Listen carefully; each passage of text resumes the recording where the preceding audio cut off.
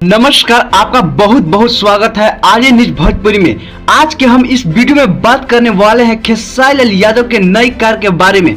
नई कार का नाम रेंज रोवर डिफेंडर है, जिनकी कीमत 2 करोड़ 30 लाख रुपया है। ये उतना ही ज्यादा कीमत है जितना में खेसारी लाल चाहे तो नए 6 फॉर्च्यूनर ले सकते हैं, लेकिन फिर भी खेसारी लाल यादव ने ये डिसीजन लिया कि नहीं, हमें रेंज रोवर का ही सवारी करना है।